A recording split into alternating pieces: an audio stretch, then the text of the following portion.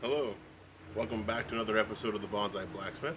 Today I have a Bougainvillea cutting that I potted and about 6 months old now, and you can see there's lots of growth all over the cutting. It had lost all its leaves and had regained all its leaves, and now it's even flowering. That all in the course of say 6 months, so that went pretty fast. Apologize for the wind today, very windy day.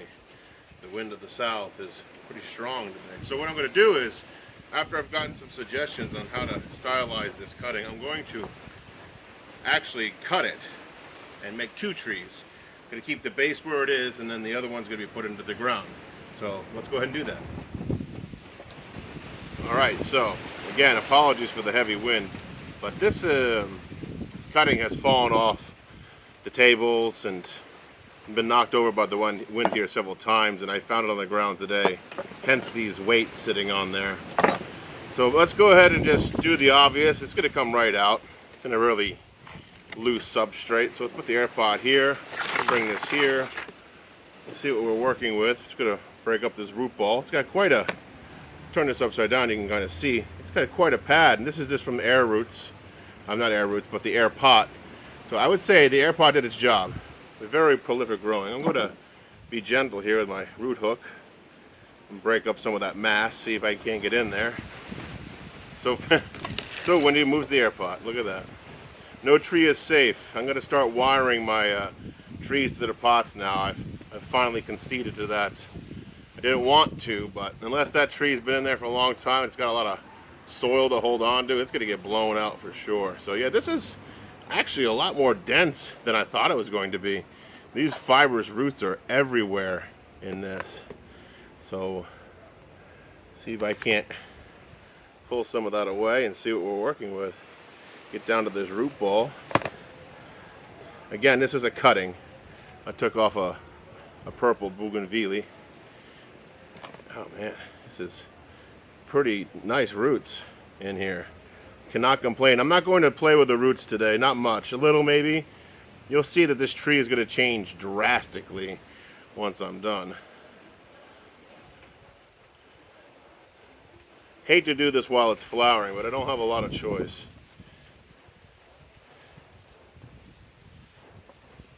I'm going to give you a close-up in a minute of where I'm going to actually make that critical cut, where I'm going to divide this into two trees. But it's going to take me a minute to get there. These roots are prolific. Makes me happy to know. I mean, this is its natural habitat. This is Zone 11, Mata Atlantica, Brazil.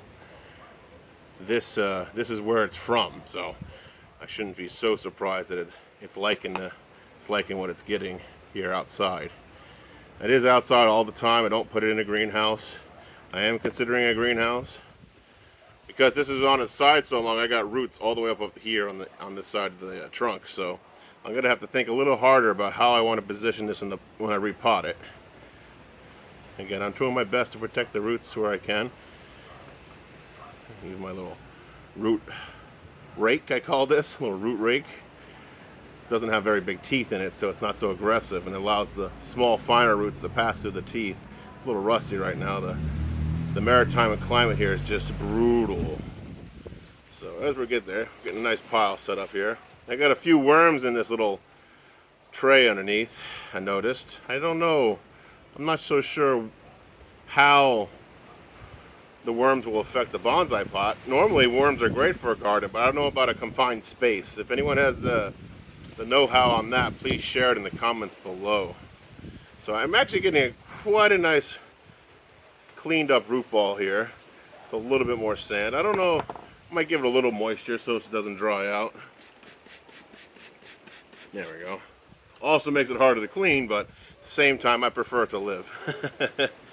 There we go. As you can see, that's quite a nice root ball there.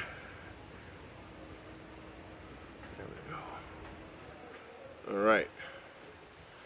I really want to plant this tree on a, well, what do you call it? In more of an improper, what do you call it? Improper, informal upright. Excuse me.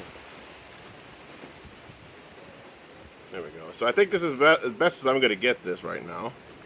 I'm not going to get too much cleaner without actually rinsing the roots. I don't know if I want to do that. It'd be healthy for the shears I use if I do that. Again, I don't want to pull on it too much. Just want to keep that where it's at. Give it a few taps. Try to salvage that material as much as possible. Go ahead and, I guess this is good enough to put it right here. Because we're gonna cut this. So I'll give you that close up I promised.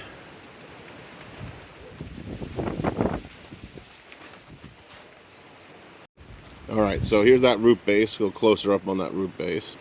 You see how developed that is. Very nice for a cutting, only 6 months old. See that? Very prolific growth there. So where I'm debating on cutting this is two places. One, here on a diagonal. See if I can focus that. On a diagonal here. Another place I could, since I got some budding, is also cut here, up here.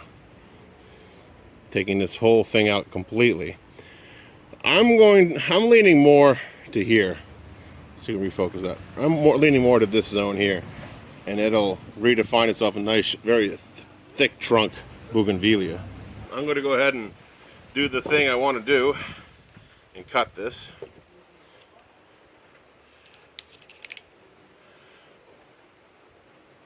You give it some room for dieback. There's plenty of eyes on this tree, so I'm assuming that it will actually do quite well. I can't see it if I do it over there. I'll just do it the slow way, it's fine. It's a brand new saw. Should cut through this fairly easy. Hopefully not me. I could clip it, but it would crush the bark. I didn't want to crush the bark, you know. Cut it on the backstroke for now. Almost there. Figured the angle cut's going to help with the rooting too on the other end. I'm going to put that right into the ground. There we go. So goodbye, big piece, big cut here. Wind wants to take it already. And this is what we're working with now. This is the new bougainvillea. We'll put that down here. And let me clean up this mess. Alright, so it's good to take this bougainvillea cutting. We'll keep it moist here. I'm going to put it back in the air pot. And you're asking yourself, why, Sam? Put a bigger pot, let it grow. Well, at this point, I think a Shohin bonsai is achievable here. So I want the big trunk, and I got to keep it at a certain limitation of height. So that's why the air pot's self-pruning. As the roots reach the edge, they cut off. Two, it allows a lot more oxygen in there. This grew in an air pot for the last 3.5 months. It gained, I want to say, almost half a centimeter or about a 1/4 inch of actual distance here, width. So consider that when using an air pot. You could even use bigger air pots as long as the air getting into the soil. Got a helicopter passing over. So that all being said, yes, I'm going to use the old roots to decompose at the bottom. That's fine. That's not going to hurt nobody. There goes the helicopter. There we go. Hopefully some of those worms went in there, huh? We'll see how that all works out. Now, how am I going to orient this? Do I want to put it like this or orient it like this? Well, since there's roots growing on the side here, I'm thinking about continuing its angle here and allowing this to grow and possibly snipping it here and allowing it to grow the other way. Seeing how that, and we also got this growth here. So where is the front of this tree? That is a good question. What do I want to be the front? I'm thinking this can't be the front because this is going to go straight at you unless I wire it the other way. So I'm thinking that this is probably the front right now. This is probably the front. So let's just go. We can always change that later. That's the beauty of bonsai, right? And change that later. I will actually trim back some of these roots just a little bit so it gives it more time in the air pot. Just a little bit. I know I said I wasn't going to, but at the same time, they are a bit long. It'll help with ramification, as Nigel likes to say. Ramification is good. Don't want anything coming straight up. We don't want that. Nothing straight up. Get the straight up roots. That's another straight up one. Get that one. Wind is having its way with my things, unfortunately. Another straight up one. Yeah. Tilting sideways, so Going ahead and taking care of those big ones that were sticking up. And place this again. This is gonna make this the front for now. Keep it at the same. Keep it at a slight angle still. Some more soil underneath there. Pack that in. Put that back in there like so. Or a little higher.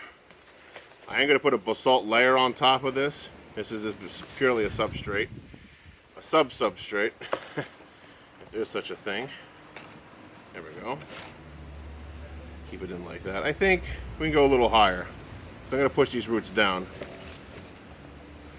Oops, we don't want old root balls in there, but no more soil. It's going to do us some justice. Alright, keep that turned. I'm going to center it in the pot like so.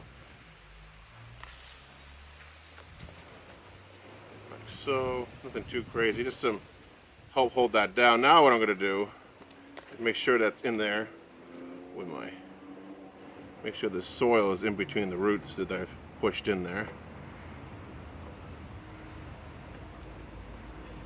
Got roots right there, so I'll probably clip some of those roots now that I think about it. I think that's going to be the best way moving forward.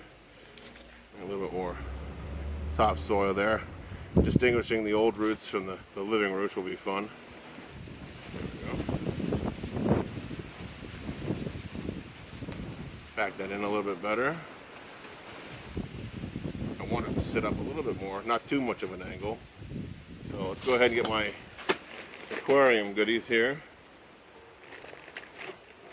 And I might have opened it. Of course it didn't. I need something sharper. There we go. Of course.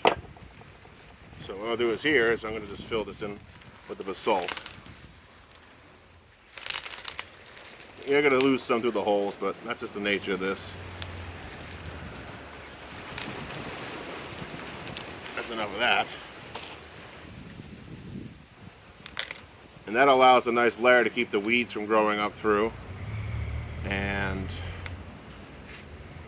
it also adds a weight to keep it settled in there. I should probably, in this windy day, I'm probably going to have to add a little bit more weight. We'll see how that goes. So this is what the tree currently looks like.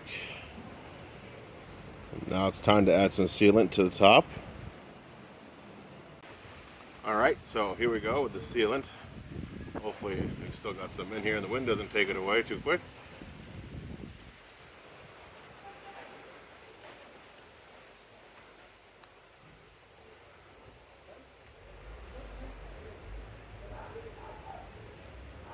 There we go. What's is on there, we just to show you how we do that, I just kind of smear it on like a putty or a paste. Put a blob at the top and you work your way down and cover the surface area. Try not to disturb the tree too much. There we go, just like that. Sides.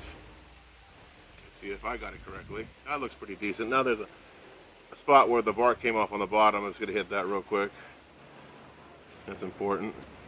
Cover the top one more time. Get in that wound underneath. Fill the wound if you can. There we go. Filling the wound.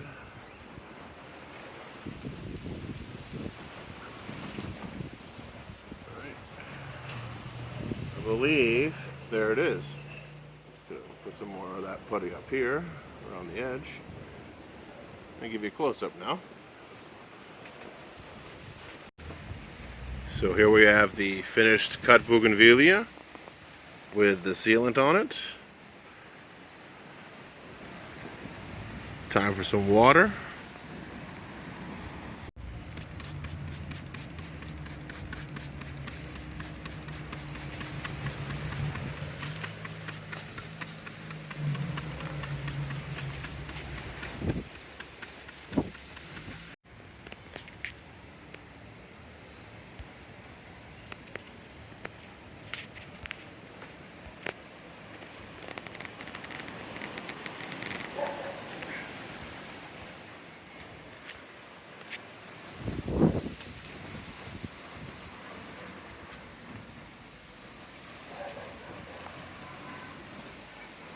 So, we've got the bougainvillea cut and placed in the air pot, repotted, but I still have some roots exposed here, and I'm thinking what I'm going to do with those. So I'm actually going to remove them. Right now I don't need them. We got a nice, well-developed root system, a radial root system, so I'm going to go ahead and just snip those off.